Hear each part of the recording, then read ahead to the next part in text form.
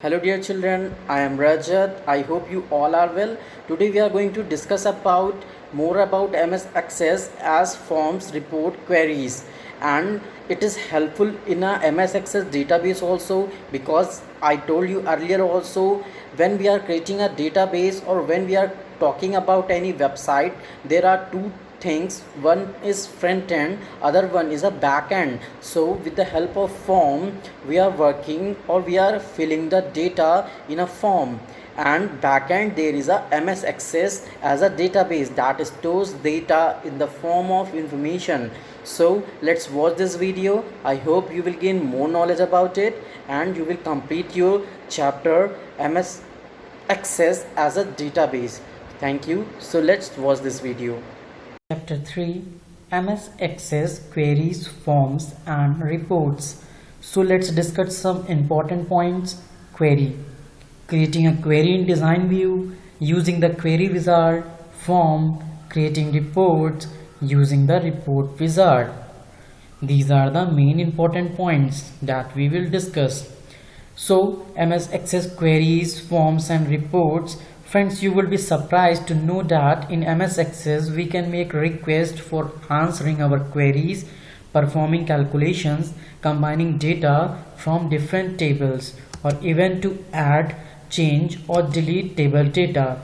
In this chapter, you will learn to make queries and many other functions in MS Access. Query.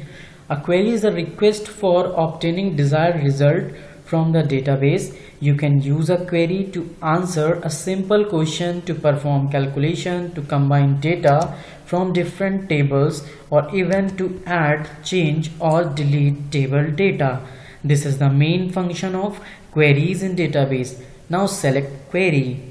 The select query is the simplest type of query, and because of that it is also the most commonly used one in Microsoft Access database.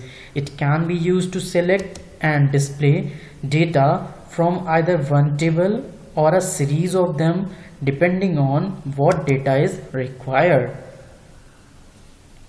So this is a select query. A query is the user determined criteria that tells the database on what criteria the selection is to be based on. After the select query is executed, it creates a virtual table where the data can be changed but one record at a time. Action query.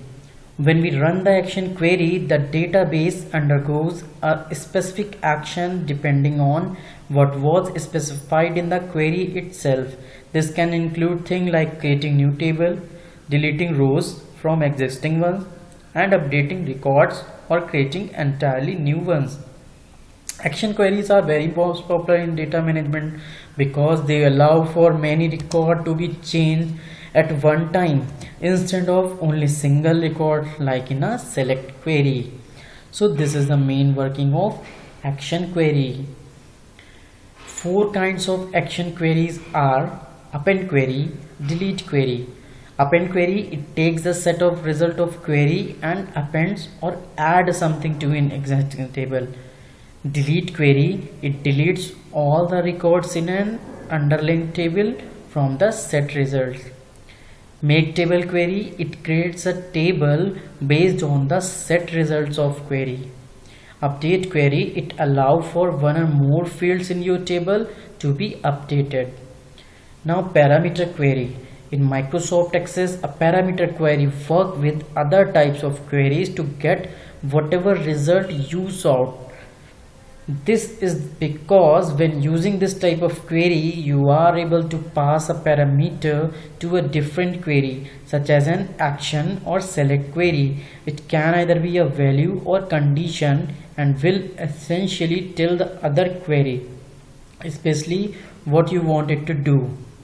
That means query means you want something if it is often chosen because it allows for a dialog box where the end user can enter whatever parameter value they wish each time the query is run.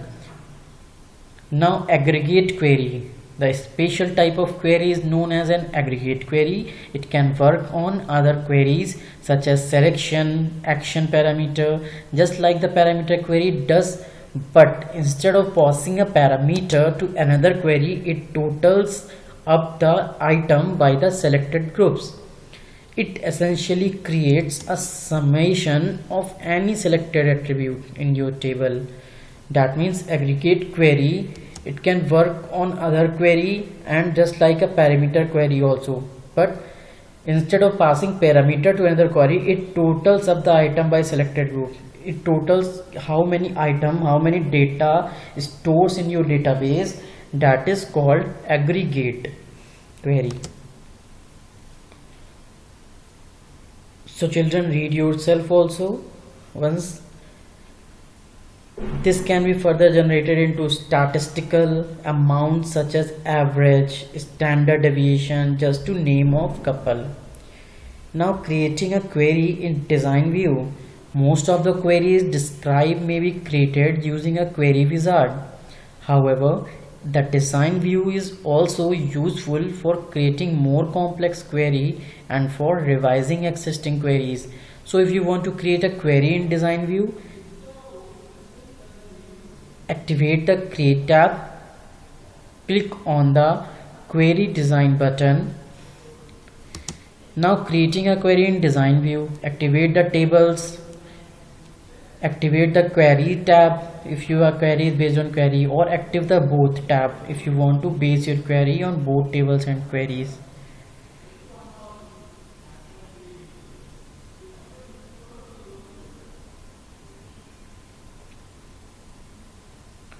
So in this way, query in database exists and we can create a query for particular data.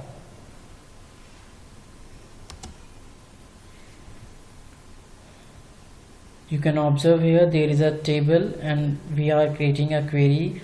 Children, it will be most comfortable. Right now we are getting a knowledge how it works. Once we will do practical, then it will be clear.